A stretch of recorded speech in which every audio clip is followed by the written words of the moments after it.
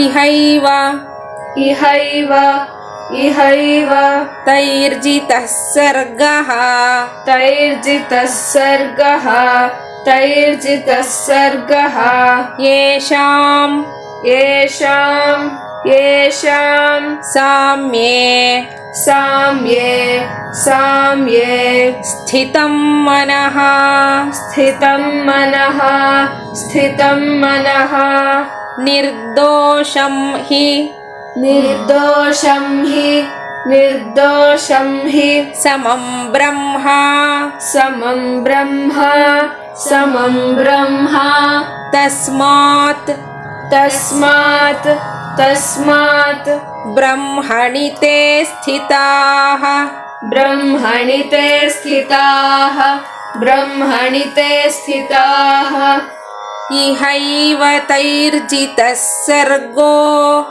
ಇಹೈವ ತೈರ್ಜಿತಃ ಸರ್ಗೋ ಇಹೈವ ತೈರ್ಜಿತಃ ಸರ್ಗೋ ಯೇಷಾಂ ಸಾಮ್ಯೇ ಸ್ಥಿತಂ ಮನಃ ಯೇಷಾಂ ಸಾಮ್ಯೇ ಸ್ಥಿತಂ ಮನಃ ಯೇಷಾಂ ಸಾಮ್ಯೇ ಸ್ಥಿತಂ ಮನಃ ನಿರ್ದೋಷಂ ಹಿ ಸಮಂ ಬ್ರಹ್ಮ ನಿರ್ದೋಷಂ ಹಿ ಸಮಂ ಬ್ರಹ್ಮ ನಿರ್ದೋಷಂ ಹಿ ಸಮಂ ಬ್ರಹ್ಮ ತಸ್ಮಾತ್ ಬ್ರಹ್ಮಣಿ ತೇ ಸ್ಥಿತಾಃ ತಸ್ಮಾದ್ ಬ್ರಹ್ಮಣಿ ತೇ ಸ್ಥಿತಾಃ ತಸ್ಮಾದ್ ಬ್ರಹ್ಮಣಿ ತೇ ಸ್ಥಿತಾಃ ಇಹೈವ ತೈರ್ಜಿತಃ ಸರ್ಗೋ ಯೇಷಾಂ ಸಾಮ್ಯೇ ಸ್ಥಿತಂ ಮನಃ ಇಹೈವ ತೈರ್ಜಿತಃ ಸರ್ಗೋ ಯೇಷಾಂ ಸಾಮ್ಯೇ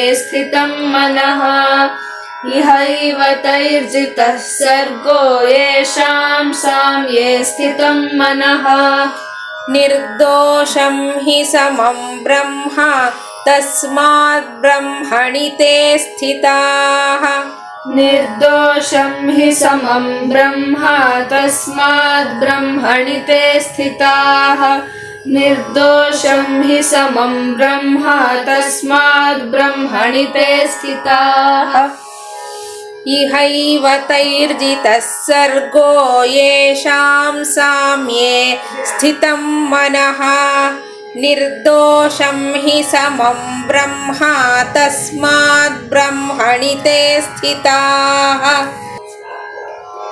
ಇಹೈವ ತೈರ್ಜಿತಃ ಸರ್ಗೋ ಯೇಷಾಂ ಸಾಮ್ಯೇ ಸ್ಥಿತಂ ಮನಃ ನಿರ್ದೋಷಂ ಹಿ ಸಮಂ ಬ್ರಹ್ಮ ತಸ್ಮಾದ್ ಬ್ರಹ್ಮಣಿ ತೇ ಸ್ಥಿತಾಃ ಇಹೈವ ತೈರ್ಜಿತಃ ಸರ್ಗೋ ಯೇಷಾಂ ಸಾಮ್ಯೇ ಸ್ಥಿತಂ ಮನಃ ನಿರ್ದೋಷಂ ಹಿ ಸಮಂ ಬ್ರಹ್ಮ ತಸ್ಮಾದ್ ಬ್ರಹ್ಮಣಿ ತೇ ಸ್ಥಿತಾಃ ಇಹೈವ ತೈರ್ಜಿತಃ ಸರ್ಗೋ ಯೇಷಾಂ ಸಾಮ್ಯೇ ಸ್ಥಿತಂ ಮನಃ ನಿರ್ದೋಷಂ ಹಿ ಸಮಂ ಬ್ರಹ್ಮ ತಸ್ಮಾತ್ ಬ್ರಹ್ಮಣಿ ತೇ ಸ್ಥಿತಾಃ. ಆಚಾರ್ಯರು ಇದಕ್ಕೆ ಸುದೀರ್ಘವಾಗಿ ಭಾಷ್ಯವನ್ನು ಬರೆದಿದ್ದಾರೆ. ಇಹೈವ ಜೀವದ್ಭಿರೇವ ತೈಃ ಸಮದರ್ಶಿಭಿಃ ಪಂಡಿತೈಃ ಜಿತಃ ವಶೀಕೃತಃ ಸರ್ಗಃ ಜನ್ಮ ಯೇಷಾಂ ಸಾಮ್ಯೇ ಸರ್ವಭೂತೇಷು ಬ್ರಹ್ಮಣಿ ಸಮಭಾವೇ ಸ್ಥಿತಂ ನಿಶ್ಚಲೀಭೂತಂ ಮನಃ ಅಂತಃಕರಣಂ. ನಿರ್ದೋಷಂ ಯದ್ಯಪಿ ದೋಷವತ್ಸು ಶ್ವಪಾಕಾದಿಷು ಮೂಢೈಃ ತದ್ದೋಷೈಃ ದೋಷವದಿವ ವಿಭಾವ್ಯತೆ ತಥಾಪಿ ತದ್ದೋಷೈಃ ಅಸ್ಪೃಷ್ಟಂ ಇತಿ ನಿರ್ದೋಷಂ ದೋಷವರ್ಜಿತಂ ಹಿ ಸ್ಯಾತ್. ನಾಪಿ ಸ್ವಗುಣಭೇದ ಭಿನ್ನಂ ನಿರ್ಗುಣತ್ವಾತ್ ಚೈತನ್ಯಸ್ಯ ವಕ್ಷ್ಯತಿ ಚ ಭಗವಾನ್ ಇಚ್ಛಾದೀನಾಂ ಕ್ಷೇತ್ರ ಧರ್ಮವತ್ ಅನಾದಿತ್ವಾನ್ ನಿರ್ಗುಣತ್ವಾತ್ ಇತಿ ಚ ಅಂತ ಹೀಗೆ ಸುದೀರ್ಘವಾಗಿ ಭಾಷ್ಯವನ್ನ ಬರೆದಿದ್ದಾರೆ. ಸ್ವಾಮಿಗಳು ಭಾಷ್ಯಾರ್ಥವನ್ನ ಹೇಳ್ತಾರೆ. ಯಾರ ಮನಸ್ಸು ಅಂದ್ರೆ ಅಂತಃಕರಣ ಸಾಮ್ಯದಲ್ಲಿ ಸಕಲ ಪ್ರಾಣಿಗಳಲ್ಲೂ ಅಡಕವಾಗಿರೋ ಬ್ರಹ್ಮದಲ್ಲಿ ಸಮವಾಗಿರುತ್ತೋ ಅಂಥವರ ಜನ್ಮ ಜಿತವಾಗಿರುತ್ತೆ. ಜ್ಞಾನಿಗಳ ದೃಷ್ಟಿಲಿ ಜನ್ಮ ಅನ್ನೋದು ಇಲ್ಲವೇ ಇಲ್ಲ. ಅವರೇ ಬ್ರಹ್ಮವಾಗಿರ್ತಾರೆ. ಅವರು ಬದುಕಿರುವಾಗಲೇ ಜನ್ಮವನ್ನ ಗೆದ್ದಿರ್ತಾರೆ. ಚೈತನ್ಯದಲ್ಲಿ ಯಾವ ಗುಣವೂ ಇರಲ್ಲ, ಆತ್ಮನಲ್ಲಿ ಭೇದ ಅನ್ನೋದೇ ಇಲ್ಲ. ಬ್ರಹ್ಮ ಎಲ್ಲದರಲ್ಲೂ ಸಮನಾಗಿರ್ತಾನೆ.